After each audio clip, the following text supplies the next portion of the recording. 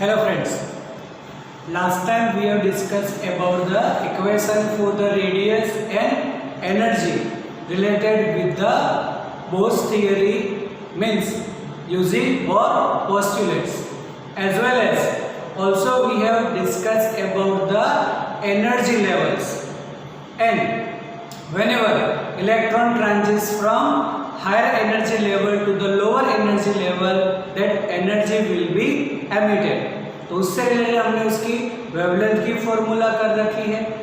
Wavelength मिल गई तो frequency भी मिल सकती है, और उस एनर्जी लेवल से रिलेटेड हमने सभी एक्साइटेड स्टेट की भी हमने इंफॉर्मेशन ली है।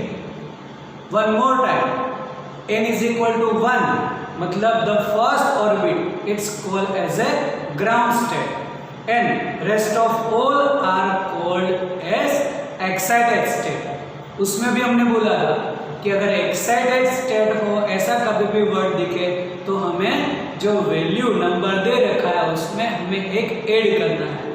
Means if it is written electron transits from third excited state to the ground state, then electron transits from n is equal to 4 to n is equal to 1, और उससे related हमारे पास wavelength की भी equation हमने कर रखी है। अब उसी से रिलेटेड अगर हमें ऐसी सीरीज का कहीं ना कहीं ऐसे डायग्राम पूछा कि अगर कोई भी ऐसे लेवल से कोई भी दूसरे लेवल में अगर इलेक्ट्रॉन ट्रांजिट करता है तो कौन सी सीरीज एमिट होगी या कौन सी सीरीज एब्जॉर्ब होगी। अभी जो हम डायग्राम कर रहे हैं वो ओनली फॉर एमिशन के लिए। देन अगर हम ऐसा सोचे कि यहाँ पर जो भी ऐसे लेवल्स है, consider this one is our ground state, means n is equal to 1, this is called first excited state, as a n is equal to 2, n is equal to 3, second excited state, n is equal to 4, as n is equal to 5, 6 level तक सोचते हैं। चलो अब अगर ऐसा हुआ कि whenever electron transits from second level to the first level, तो यहाँ पर कौन सी सीरीज एमिट होगी, तो यहाँ पर हमें सोचना है कि इलेक्ट्रॉन कौन से लेवल में ट्रांजिट कर रहा है, मतलब हमें इसका लोअर लेवल चूज करना है। तो यहाँ पर हुआ कि whenever electron transits from second level to the first level, तो जिसमें लोअर लेवल हुआ फर्स्ट, तो first regarding with the Lyman series, क्योंकि हमने बोला है कि वहां पर लाइमन सीरीज है, फिर 3 to 1, 4 to 1, 5 to 1 और 6 to 1। अगर ऐसी कोई भी ट्रांजिशन दे रखी है तब उसको हम बोलेंगे regarding with the Lyman series. तो यहाँ पर हमें लाइमन सीरीज एमिट होगी, ऐसा बोलेंगे। फिर अगर कोई भी ऐसा हुआ कि electron transits from third level to the second level, means second excited state to the first excited state, मतलब ऐसा कुछ मिला हमें कि थर्ड से 2 या फिर फोर्थ से second, fifth to second, six to second, second में ट्रांजिट हो रहा है। दोनों में सभी जो भी लेवल्स दे रखे उसमें लोअर लेवल, तो lower level is number 2, then it is called Balmer series.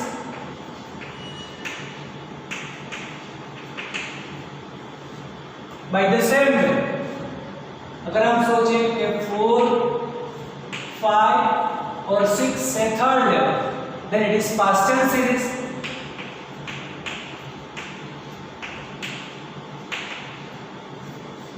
By the same way अगर 5 से 4 एंड 6 से 4, देन ब्रैकेट सीरीज।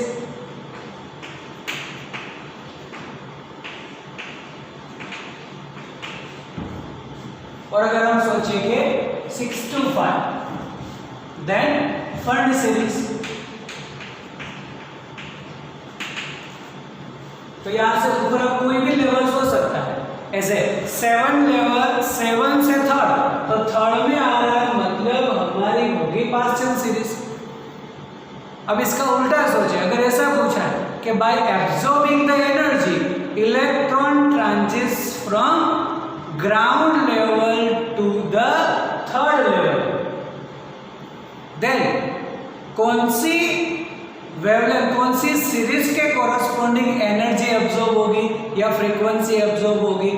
इसमें भी अगर हमें सीरीज पूछा है तो उसमें भी लोअर लेवल ही सोचो कि ग्राउंड लेवल से थर्ड में जा रहा है, तो ग्राउंड लेवल मतलब n is equal to 1, this is corresponding to Lyman series. तो भी हम बोलेंगे कि wavelength absorb corresponding to Lyman series.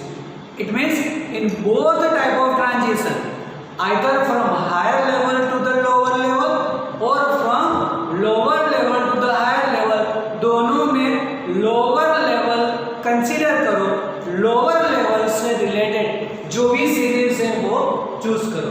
तो हमें नंबर तो पता ही है, और सीक्वेंस में याद रखो कि लाइमन, बामर, पास्चन, ब्रैकेट, फंड 1 2 3 4 5। अब अगर ऐसे 6 से सेकंड है तो भी बामर सीरीज, और ऐसे सेकंड टू 6 है then also it is Balmer series, क्योंकि second level consider with Balmer series. तो ऐसे ही हमें कोई भी ऐसे ट्रांजिशन पूछा हो और कौन सी वेवलेंथ, कौन सी सीरीज से कॉरस्पॉन्डिंग वेवलेंथ एमिट होगी या एब्जॉर्ब होगी, वो हम कैलकुलेट कर सकते हैं। तो जो भी हमने ऐसे सीरीज की है, बस हमने वेवलेंथ अलग अलग कर रखी है, इक्वेशन कर रखी है, ये ऐसा कुछ इसका डायग्राम। अब इसी के साथ हमें करना है इसके लिमिटेशन, मतलब लिमिटेशंस ऑफ बोर मॉडल।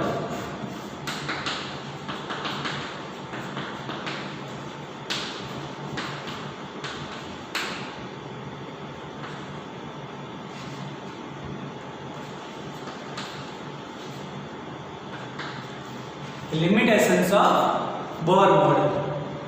तो अगर हम याद करें स्टार्टिंग से कि initially J Thomson has given the information about structure of atom, but he was failed to explain about the structure, he can not explain the structure of atom successfully.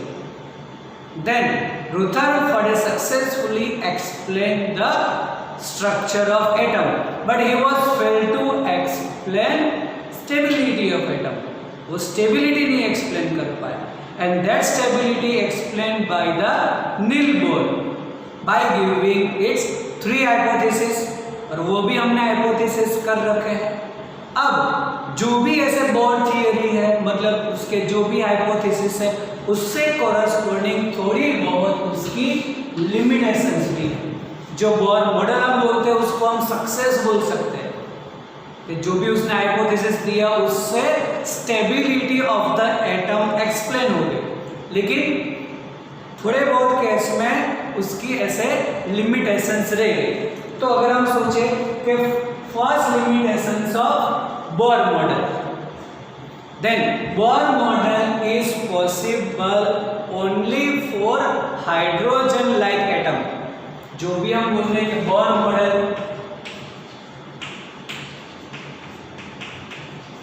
तो Bohr model applicable किसके लिए है, तो बोल सकते हैं hydrogen like atom. अब hydrogen like atom मतलब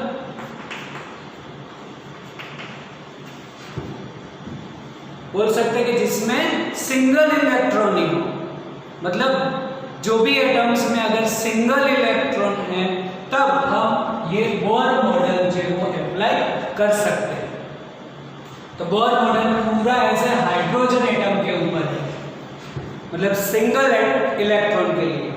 अगर कोई भी एटम के अंदर more than 2 electrons are present, then with the use of Bohr model it is not explained. So this is the first limitations of Bohr model.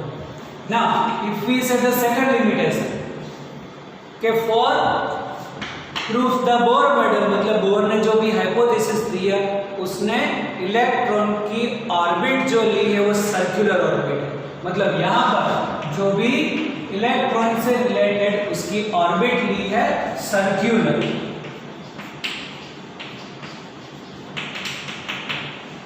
और हम बोल सकते हैं कि this hypothesis based on circular orbit of the electron. लेकिन अगर circular orbit नहीं है और बहुत सारे ऐसे इलेक्ट्रॉन्स हैं कि जिसकी इलिप्टिकल ऑर्बिट्स भी है, तो इलिप्टिकल ऑर्बिट के लिए ये बोर मॉडल अप्लाई नहीं होता।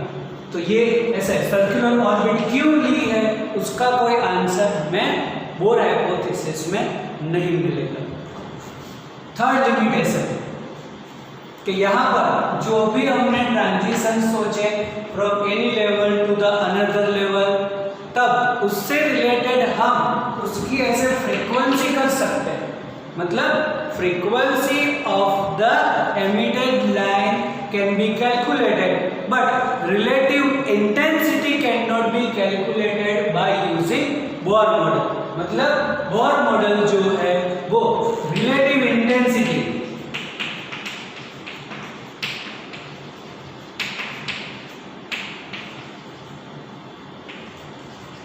cannot explain. The relative intensity of the lines cannot be measured using Bohr model. तो ये भी एक उसकी लिमिटेशंस। अगर हम नेक्स्ट लिमिटेशंस के रिलेटेड सोचे तब यहाँ पर जो भी हम स्पेक्ट्रल लाइन सोचते हैं तो जो भी ऐसे लाइंस है वो ऐसे बोलेंगे कि मेड अप ऑफ सीरीज, मतलब the series is made up of many lines. तो ये लाइंस क्यों मिल रही है? क्योंकि एक ही इलेक्ट्रॉन है, एक ही इलेक्ट्रॉन के ट्रांजिशन से हमें जो भी स्पेक्ट्रम ऑब्जर्व हुआ उसमें ऐसा मिला कि this spectrum made up of group of lines. मतलब जो भी स्पेक्ट्रम है, spectrum of the emitted rays is made up of group of lines. मतलब बोल सकते हैं सीरीज। तो ये सीरीज क्यों मिलती है वो भी बोर मॉडल एक्सप्लेन नहीं कर पाता। Means the spectrum why it is made up of more than one line. तो ये जो हमने लाइन सोची है सभी, this is also not explain by the Bohr model. तो this are the limitations of the Bohr model. अगर once again बोल दें तो कैसे कि वो सिंगल इलेक्ट्रॉन के लिए पॉसिबल है, more than one electrons are there in any atom, then Bohr model उसका कुछ भी एक्सप्लेनेशन नहीं दे सकता। सर्कुलर ऑर्बिट ली है तो इलेक्ट्रॉन की इलिप्टिकल ऑर्बिट भी पॉसिबल है, तो उसको वो एक्सप्लेन नहीं कर पाए कि why only the circular orbit is chosen for the electron.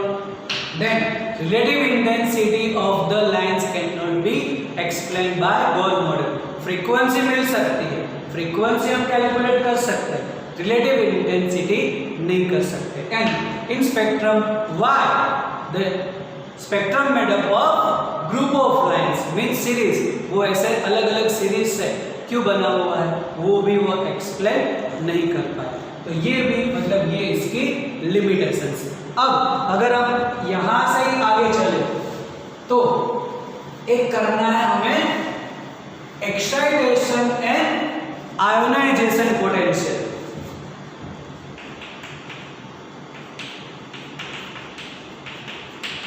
एक बोलेंगे हम एक्साइटेशन, तो दूसरा वर्ड है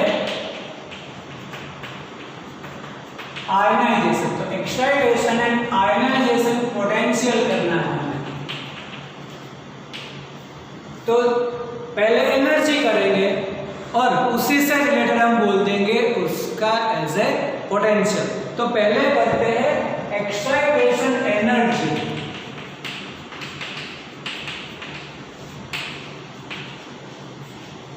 तो पहले तो डिफाइन करना पड़े कि what is called excitation energy. Then excitation energy we can say the energy absorb या फिर रिलीज, कोई भी केस में बोल सकते हो। अगर ऐसे हायर टू लोअर आया तो रिलीज होगी, या फिर एज ए लोअर से हायर जाना है तो एब्जॉर्ब होगी। तो ऐसे एक्साइटेशन में बोलेंगे हम लोअर टू हायर। तो energy required to jump the electron from lower state to the higher state, it's called excitation energy. Excitation में ऑलवेज हम लोअर टू हायर ही सोचेंगे। तो energy required by the electron to jump from lower energy state to the higher energy state, it's called excitation energy। अब अगर हम इसमें excitation से रिलेटेड सिर्फ मिनिमम सोचे, कई बार ऐसा भी वर्ड आता है कि what is the minimum excitation energy या मिनिमम एक्साइटेशन पोटेंशियल। तो मिनिमम मतलब हम ग्राउंड लेवल से चालू करेंगे और नेक्स्ट लेवल पर ही जाएंगे, मतलब n is equal to 1 से n is equal to 2, ground state to the first excited state। तब अगर हम उसी में बोले कि फर्स्ट एक्साइटेड स्टेट के लिए,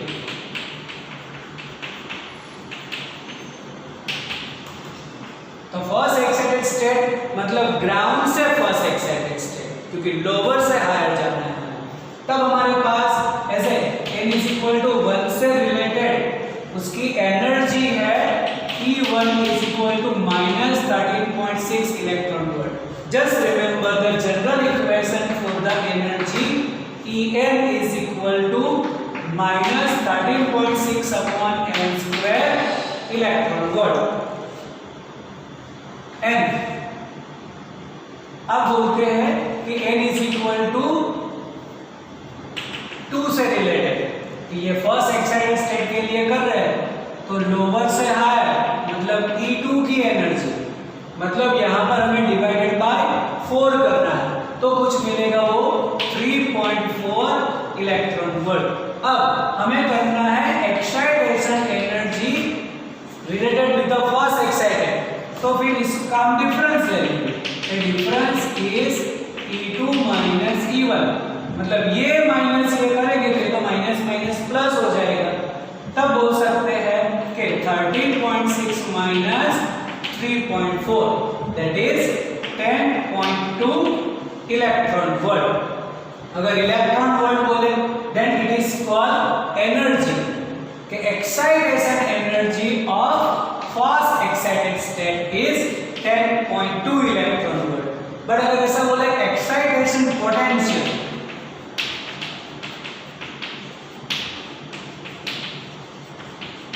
एक्साइटेशन पोटेंशियल में हमें इसका सिर्फ वोल्टेज लेना है, तो वही जो एनर्जी वही वोल्टेज, मतलब 10.2 वोल्ट। और इसका जो भी कॉन्सेप्ट है वो सेकंड चैप्टर में आता है।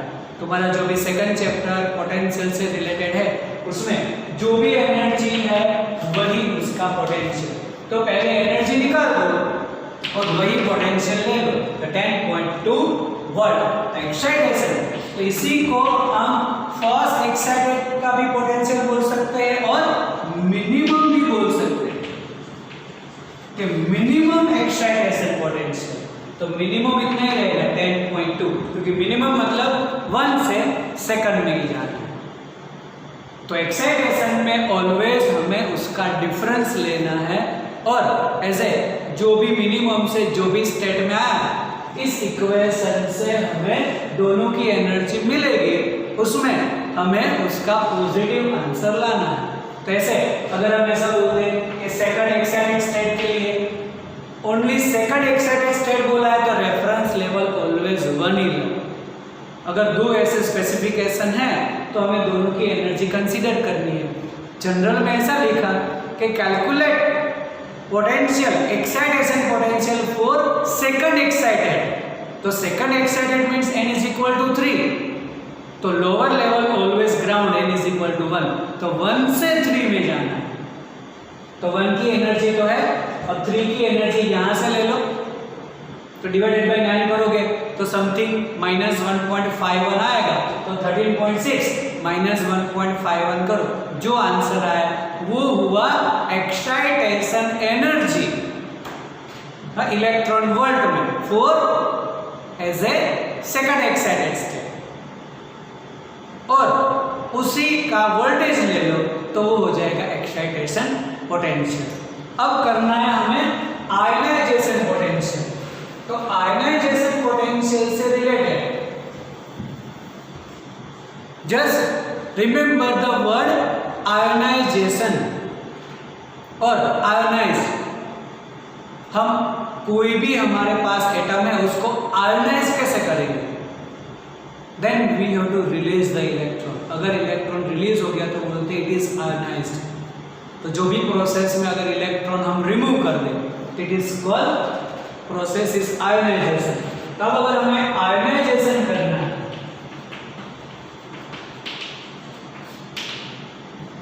तो पहले आयनाइजेशन एनर्जी, तो आयनाइजेशन एनर्जी अगर डिफाइन करें तो बोल सकते हैं कि amount of energy required to knock out the electron from particular orbit.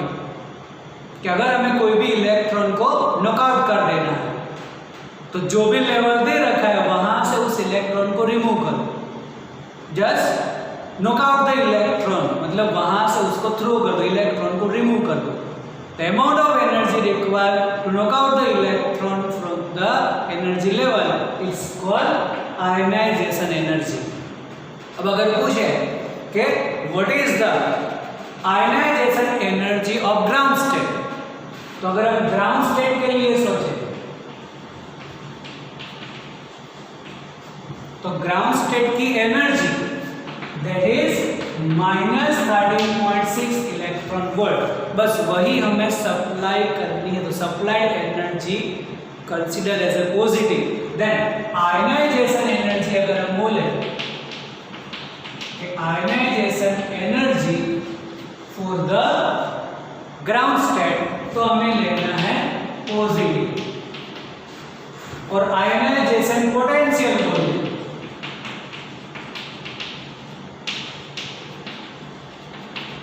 तो जो एनर्जी वही उसका वोल्टेज 13.6 वोल्ट। तो ग्राउंड स्टेट की एनर्जी -13.6 है, बस वही एनर्जी पॉजिटिव, हमें पॉजिटिव उतनी सप्लाई करनी पड़े। Negative energy source electron is bound inside of atom, अगर इसको रिमूव करना है तो पॉजिटिव एनर्जी सप्लाई करनी पड़े। तो पॉजिटिव एनर्जी सप्लाई कितनी करेंगे? जितनी है उतनी ही, मतलब related with the ionization energy, ionization potential, जो हमें एनर्जी लेवल दे रखा है बस वही इसकी एनर्जी, वही पोटेंशियल। अगर ऐसा मैं बोल दूं कि सेकंड से रिलेटेड कि what is the ionization energy otherwise potential for first excited state, तो फर्स्ट एक्साइटेड मतलब n = 2 से रिलेटेड उसकी एनर्जी कितनी है? तो क्या -3.4। तो यहाँ पर एज ए सेकंड लेवल या फिर फर्स्ट एक्साइटेड, तो फर्स्ट एक्साइटेड स्टेट के लिए उसका आयनाइजेशन वोल्टेज कितना होगा? +3.4 इलेक्ट्रॉन वोल्ट, और पोटेंशियल कितना होगा? 3.4 वोल्ट। तो आयनाइजेशन में जहां पर दिया है बस वही उसकी एनर्जी, जो लेवल है वही एनर्जी इन पॉजिटिव फॉर्म। तो this is the ionization and excitation potential. अब इसी चैप्टर की एक लास्ट थियरी कि जो भी ऐसे नील बोर ने जो भी उसका हाइपोथेसिस दिया है बस उसी को हम ऐसा बोलते हैं कि ionization of Bohr, sorry ionization नहीं बोलेंगे, तो आयनाइजेशन पोटेंशियल और एक्साइटेशन पोटेंशियल हो गया। मतलब आगे जो भी बोर ने बोला है उसका ऐसे हाइपोथेसिस, तो हाइपोथेसिस ने उसने लिया है कि angular momentum is in the integral multiple of h/2π। तो जो भी इंटीग्रल मल्टीपल लिया उससे से रिलेटेड बोल सकते हैं कि quantization condition of the Bohr model. Bourse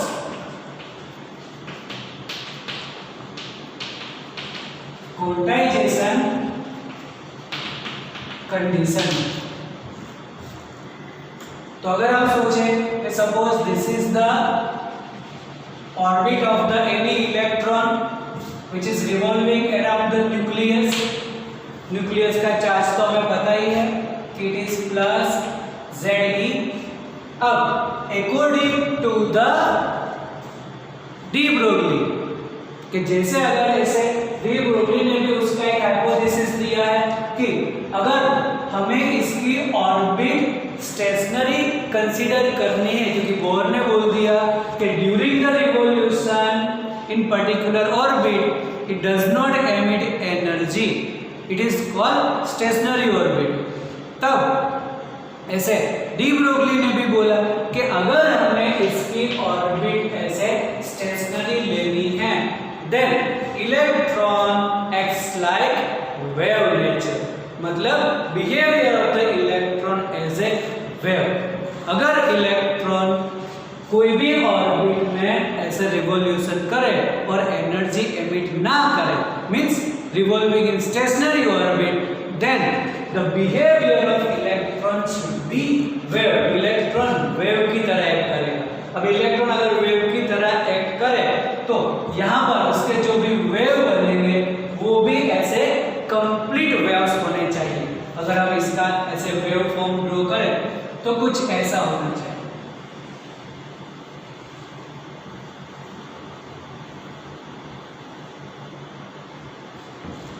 कि जितने भी ऐसे वेव्स अगर हम सोचे वो कंप्लीट वेव्स होने चाहिए। मैं यहाँ पे ड्रॉ कर रहा हूँ, ऐसा नहीं होना चाहिए, मतलब यहाँ से मैं ऐसे ड्रॉ करूँ इसके वेव्स, तो ऐसा कहीं पर भी वेव ब्रेक नहीं होना चाहिए।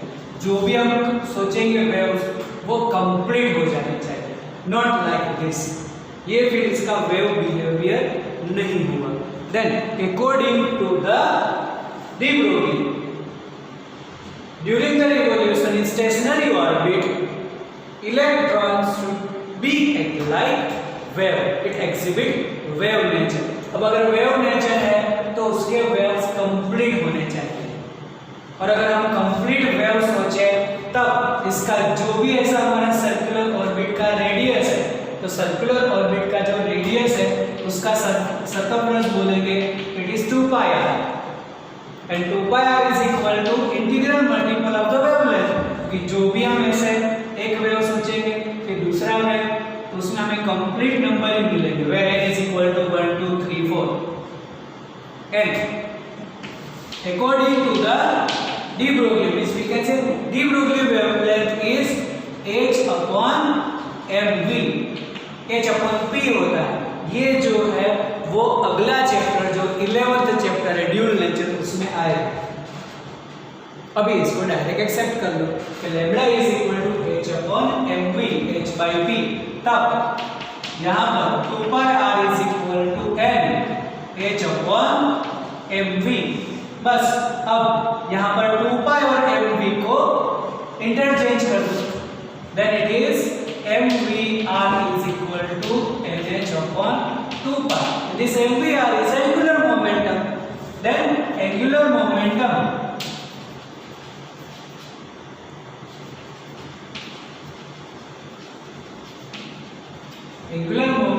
L is mvr, therefore angular momentum is integral multiple of h upon 2 pi। जो ऐसे बोर ने हाइपोथेसिस में लिया है वो डी ब्रोगली ने ऐसे क्वांटाइजेशन कंडीशन करके उसको प्रूव भी किया। तो बोस क्वांटाइजेशन कंडीशन कि it is y integral multiple of h upon 2 pi। जैसे हमने फर्स्ट चैप्टर में क्वांटाइजेशन ऑफ चार्ज पढ़ा है, q is equal to n e always in quantized form n into e। तो यहाँ पर angular momentum quantized form it is integral multiple of h upon 2 pi nh upon 2 pi। तो इसी को हम ऐसे प्रूव कर सकते हैं using de Broglie hypothesis, de Broglie wavelength. अगर डी ब्रोगली